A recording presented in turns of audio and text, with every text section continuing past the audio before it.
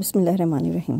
جب سے میرے والد کا انتقال ہوا تھا تبھی سے میری امی روز مجھے سمجھاتی تھیں کہ بیٹی مجھ بیوہ کی لاج رکھنا، بھول کر بھی سیدھی راہ سے نہ بھٹکنا، کوئی ایسا قدم نہ اٹھانا جو میرے لیے موت کا پیغام ثابت ہو۔ میری سمجھ میں نہیں آتا تھا کہ میں تو ایک شریف سیدھی سادھی لڑکی تھی، نیک چلن تھی، پھر خدا جانے کیوں امی کو ایسے اندیشے ستاتے تھے۔ شاید اس لیے کہ باجی گھر میں رہتی تھی اور میں کو ایجوکیشن میں پڑھتی تھی، حالانکہ میں نے کبھی امی کو شکایت کا موقع نہیں دیا تھا اور نہ کبھی کسی لڑکے کو لفٹ کرائی تھی۔ جب والد کے جانے کے بعد رکھی ہوئی جمع پونجی ختم ہو گئی تو میری بڑی بہن نے امی سے کہا کہ میں ملازمت تلاش کرتی ہوں، ایسے کب تک ہاتھ پر ہاتھ رکھ کر بیٹھے رہیں گے؟ لیکن امی نے اجازت نہ دی۔ حالانکہ میری بہن گریجویشن کر چکی تھی، مگر امی کو زمانے سے اتنا خوف تھا کہ ہم بھی ان کی باتوں سے خوفزدہ ہو جاتے تھے۔ یہ تو ماموں کی مہربانی تھی کہ میں پڑھ رہی تھی، ورنہ تو میری وہمی اماں والد کی وفات کے بعد مجھ کو اسکول سے بھی ہٹا لیتی۔ ہمارے ماموں بہت اچھے تھے، وہ ہمارا بہت خیال رکھتے تھے اور میری امی سے محبت کرتے تھے۔ جب امی نے ان سے کہا کہ اب تو تمام پونجی ختم ہو چکی ہے، لیکن میں ہیرا کو نوکری کرانے سے ڈرتی ہوں کہ گھر سے باہر قدم نکالے گی تو نہ جانے کیا ہو جائے، کیونکہ زمانہ بہت خراب ہے۔ ماموں بولے، آپا میں ہوں نا، آپ کیوں فکر کرتی ہیں؟ بے شک ہیرا سے نوکری نہ کرائیں، میں ہر ماہ آپ کو خرچہ دیتا رہوں گا، آپ بس بچیوں کی شادیاں کرنے کی فکر کریں۔ ماموں کو کوئی زیادہ امیر نہ تھے، ملازمت کرتے تھے، لیکن ہر ماہ خرچ کے لیے میری امی کو رقم دیتے۔ اس رقم سے جوں توں ہمارا گزر بسر ہو رہا تھا۔ ہم نے اپنی بہت سی خواہشوں کو دبا لیا تھا کہ روزی روٹی پوری ہوتی رہے، اضافی چیزوں کا کیا کرنا کہ جن کے بغیر بھی ہم سانس لے سکتے تھے۔ ایک دن ہم لوگ کلاس میں بیٹھے ہوئے تھے کہ میری ایک کلاس فیلو جو میری دوست بھی تھی ایک خط مجھے دے کر کہنے لگی، تم یہ خط اپنے پاس رکھ لو، بعد میں لے لوں گی۔ میں نے اسے اپنی بہن سے چھپانا چاہتی تھی۔ میں نے خط لے کر اپنی کاپی میں رکھ لیا، نہ تو میں نے پوچھا کہ کس کا ہے اور نہ ہی اس کو کھول کر پڑھا کہ میری دوست کی امانت تھی۔ ہمارے گھر کے سامنے فہد کی دکان تھی، اس کو ہمارے تمام حالات کا علم تھا، لہٰذا ہم لوگ اس سے ادھار پر بھی سودا منگوا لیتے تھے اور جب ماموں پیسے دیتے تھے ہم اس کو پیسے بھجوا دیا کرتے تھے۔ اس کی دکان پر سبھی اشیاء ملتی تھیں، ایک طرح سے وہ جنرل اسٹور بھی تھا۔ ایک کونے میں اس نے اسٹیشنری کا سامان بھی رکھا ہوا تھا۔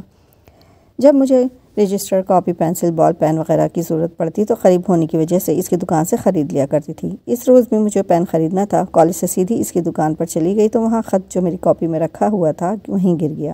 مجھے پتہ نہ چلا۔ اگلے روز کالج گئی تو خط میری دوست نے مانگا، میں نے کاپی نکال کر خط اس میں نہیں تھا، سب کاپیوں کو دیکھ لیا مگر نہ ملا۔ بہت پریشان ہوئی، اس سے معذرت کی کہ شاید گھر پر رہ گیا ہے، کل لا دوں گی۔ کالج سے سیدھی فہد کی دکان پر گئی، اس سے پہلے کہ خط کے بارے میں پوچھتی اس نے خود ہی کہا کہ کل آپ گرا گئی تھیں، یہ لیجیے اپنی امانت۔ یہ کہہ کر اس نے تہہ کیا ہوا کاغذ مجھے دے دیا۔ گھر آ کر میں نے خط کو کھولا کہ دیکھوں کس کا ہے اور اس میں کیا لکھا ہے۔ سوچ یہی تھی، یقیناً اسے فہد نے بھی پڑھا ہوگا، کیا خبر اس میں کوئی ایسی ویسی بات لکھی ہو۔ جب کاغذ کو کھولا تو یہ دیکھ کر غصہ آ گیا کہ فہد نے خط تبدیل کر دیا تھا۔ اس نے میرے نام خط لکھ دیا تھا جس میں بڑے رومانوی قسم کے جملے تھے اور میری تعریف بھی کی تھی۔ فہد کی اس حرکت پر کافی دن کوفت ہوتی رہی، اس وجہ سے میں نے اس کی دکان پر بھی نہ گئی۔ وہ خط البتہ میری کاپی میں رکھا تھا، دوست کو تو سارا حال بتا کر معذرت کر لی، لیکن باجی کا کیا کرتی جنہوں نے میرے کمرے کی صفائی کرتے ہوئے کاپی سے خط نکال لیا تھا۔ اب وہ مجھ کو ڈراتی تھی کہ تیرا یہ خط میں ماموں کو دکھا دوں گی۔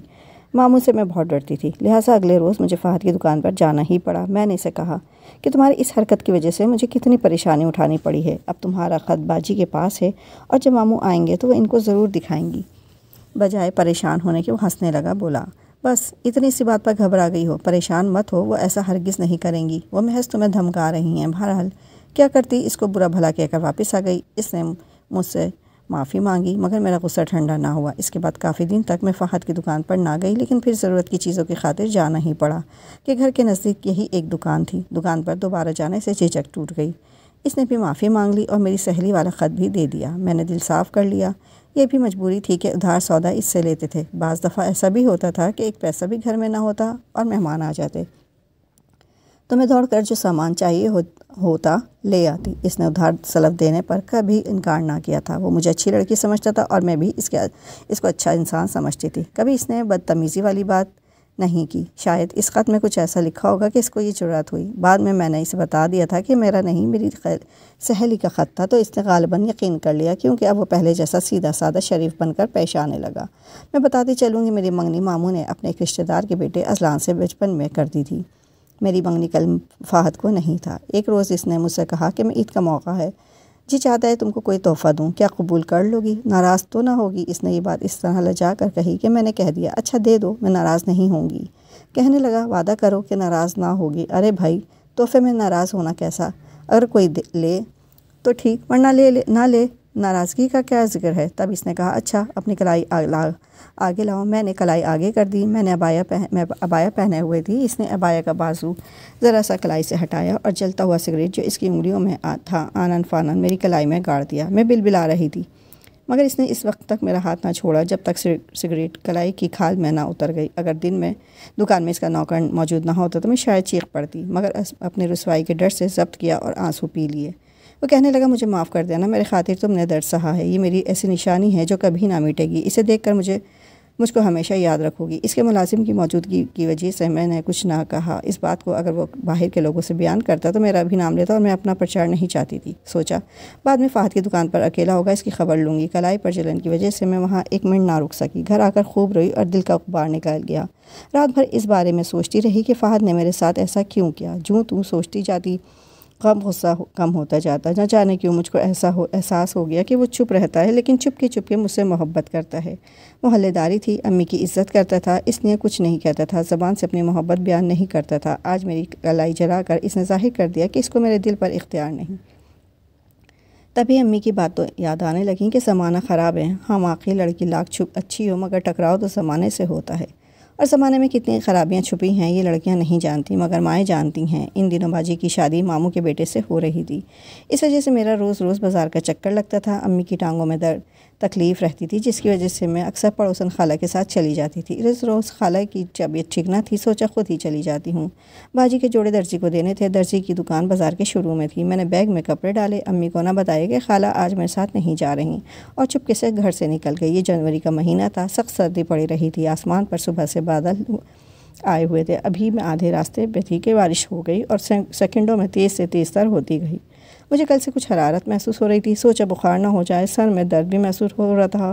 بارش میں بھیگنے سے کپ کپی شروع ہو گئی۔ سامنے فہد کی دکان تھی، اس نے مجھ کو ابائے سمیت شرابور دیکھا تو دکان سے باہر نکل آیا۔ جدھر سے میں گزر رہی تھی وہ گلی نشیبی تھی، پانی میری پنڈلیوں سے اوپر آ رہا تھا۔ فہد دوڑ کر آیا اور میرا ہاتھ پکڑ لیا، کہا آگے گلی میں گٹر کھلے ہوئے، اگر اس پہ پاؤں پڑ گیا تو اندر چلی جاؤ گی، پکڑو میرا ہاتھ، میں تم کو گلی پار کرا دوں۔ میں اس کا ہاتھ پکڑتے جھجک رہی تھی تو وہ بولا اب نخرہ چھوڑو، میں تم کو کھا نہیں جاؤں گا۔ غرض کے ایسا کہتے ہوئے اس نے میرا ہاتھ پکڑ لیا اور آہستہ آہستہ مجھ کو پانی سے بھری گلی سے نکال لایا۔ اس کی دکان تک آتے آتے سردی سے مجھ پر لرزہ طاری ہو گیا۔ اندر آ جاؤ، اس نے کہا، میں ہیٹر چلاتا ہوں، ذرا سا گرمی لے لو پھر گھر چلی جانا۔ مجھ سے بھی ایک قدم نہیں چلا جا رہا تھا۔ میں اس کی دکان کے اندر چلی گئی۔ اس نے ملازم کو کاؤنٹر پر بٹھا دیا اور مجھے دکان کے اندر اپنے بنے اسٹور پر لے آیا۔ کہا کہ ابایا اتار دو، یہ شال پہن لو، میں ہیٹر لگا دیتا ہوں۔ اتنے میں اس کا دوست آ گیا، بولا یار چائے پلاؤ، گرما گرم، سردی بہت ہے۔ سودا لینے گھر سے نکلا تھا، بارش تیز ہو گئی، تمام کا تمام بھیگ گیا ہوں۔ اگر چھتری یا برساتی ہے تو وہ بھی دے دو تاکہ گھر تک جا سکوں۔ تم بیٹھو، میں بھی چھتری لاتا ہوں اور چائے بھی گرما گرم گھر سے بنوا کر ترماس میں لے آتا ہوں۔ یہ کہہ کر فہد چلا گیا۔ فہد کا گھر نزدیک ہی تھا، دوست کو اس نے دکان میں بٹھا دیا۔ میں تو اسٹور میں بیٹھی تھی، سامنے ہیٹر چل رہا تھا۔ فہد کی دکان سے نکلتے ہی اس کے دوست نے اٹھ کر اسٹور میں جھانکا، مجھ کو بیٹھا دیکھا تو بے دھڑک اندر آ گیا۔ میں گھبرا گئی، کہنے لگا گھبراؤ نہیں، تم بھی سردی کی وجہ سے دکان میں آ بیٹھی ہو نا، میں بھی سردی کی وجہ سے ادھر آ گیا تھا، ابھی چائے آ جاتی ہے، پیتے ہی ٹھنڈ اتر جائے گی۔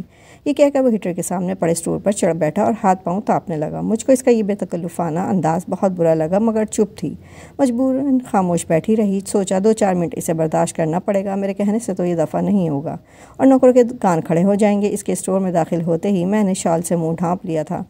آپ پردہ نشین ہیں، بے شک پورا چہرہ ڈھانپ لیں، مجھے کوئی اعتراض نہیں۔ اسٹور خاصا بڑا تھا، وہاں کرسیاں اور پلنگ پڑا ہوا تھا، شاید یہ فہد کے آرام کرنے کا کمرہ تھا۔ میں ہیٹر کے سامنے سے اٹھ گئی اور پلنگ پر جا بیٹھی تاکہ اس شخص سے دوری رہے۔ باہر بارش کے گرنے کی آواز آ رہی تھی، لگتا تھا کہ تیز اور برسنے لگی ہے۔ اچانک بجلی چلی گئی، اسٹور میں اندھیرا چھا گیا، ہیٹر بھی بند ہو گیا۔ تبھی وہ شخص اٹھ کھڑا ہوا، کہنے لگا میں باہر جا رہا ہوں، ابھی لائٹ بھجواتا ہوں۔ میں نے شکر کیا کہ خود ہی دفان ہو رہا ہے۔ وہ دروازے تک گیا ہی تھا کہ اندر سے جٹخانی چڑھانے کی آواز سنائی دی۔ اس سے پہلے کہ میں کچھ سمجھتی وہ میرے قریب آ چکا تھا۔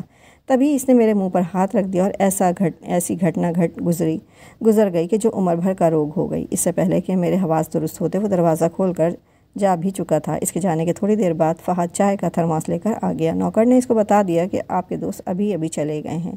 جب وہ تھرماس لے کر اندر آیا تو میں روتے ہوئے کپ کپا رہی تھی۔ اس نے ہیٹر بیٹری لائٹ دکان سے لا کر اسٹور میں رکھی اور کہا کہ ابھی تک کانپ رہی ہو، آؤ چائے پی لو، میں تم کو گھر پہنچا آتا ہوں، گھر سے گاڑی بھی لے آیا ہوں۔ وہ بجلی جانے سے ہیٹر تو بند ہو گیا، بھلا سردی کیسے اترتی؟ میں نے چائے نہ پی، بڑی مشکل سے بس اس قدر کہہ پائی، تم نے اتنی دیر لگا دی، اکیلا مجھے چھوڑ کر جانے کی کیا ضرورت تھی؟ مجھے تیز بخار چڑھ گیا ہے، تم مجھے گھر پہنچا دو۔ دوست نے چائے کا کہا تو سوچا کہ تمہارے لیے گھر سے گاڑی لیتا آؤں گا۔ اس کو میں نے اس کے دوست کے بارے میں نہ بتایا اور یہ بھی نہیں کہ میرے ساتھ کیا ہوا۔ فہد نے بہت اصرار کیا، ایک کپ چائے پی لو، مگر مجھ سے چائے کیا پی جاتی، میرا تو سانس لینا دشوار ہو رہا تھا۔ فہد نے مجھے گھر کے سامنے اتارا، وہاں بھی کافی پانی جمع تھا۔ جب میں گھر کے اندر چلی گئی تب اس نے گاڑی سٹارٹ کی۔ امی نے مجھے دیکھتے ہی کہا کہ میں جانتی تھی کہ تم بھیگ گئی ہوگی، آج بادل بنے ہوئے تھے، نہ ہی جاتی تو اچھا تھا، بیچاری خالہ بھی تیرے ساتھ وار ہوئی ہوں گی۔ میں نے امی کی بات کا جواب نہیں دیا، کمرے میں جا کر گیلے کپڑوں کو تبدیل کیا اور لحاف میں گھس گئی۔ لحاف میں گھستے ہی میں بے ہوش ہو گئی، جیسے کسی ڈراؤنے خواب سے ڈر گئی ہوں۔ ہوش آیا تو کبھی ڈراؤنے خواب کا اثر قائم تھا، پلکیں بھیگی ہوئی تھیں، جانے کب تک یہ پلکیں تکیے کو بھگوتی رہیں۔ ایک بارش آسمان سے گر رہی تھی اور ایک برسات میری آنکھوں سے ہو رہی تھی۔ نہ جانے کب نیند نے مجھ پر ترس کھایا اور مجھے اپنے آغوش میں لے لیا۔ اس کے بعد میری زندگی کا دھارا، سوچ، سمجھ بوجھ، سدھ بدھ ہر شے بدل گئی۔ جس نے مجھے لوٹا میں اس کا چہرہ بھی نہ دیکھ پائی۔ نہ جانے یہ کس جرم کی سزا تھی جو مجھے ملی۔ اتنی بزدل ہو گئی کہ فہد تک سے نہ کہہ سکی کہ تم کیوں مجھے اپنے دکان میں لے گئے تھے۔ اس سے تو اچھا تھا کہ میں دکان کے باہر گر پڑتی اور سردی سے مر جاتی۔ اس روز کے بعد میں نے فہد کی اس منحوس دکان میں جانا چھوڑ دیا۔ اس دکان کے سامنے سے گزرنے سے مجھ کو وحشت ہوتی تھی۔ کبھی میرا منگیتر آ جاتا تو میں کمرے میں چھپ جاتی۔ مجھ میں اس کا سامنا کرنے کی ہمت نہ رہی تھی۔ وہ بچپن سے میرا منگیتر تھا، مجھ سے محبت کرتا تھا۔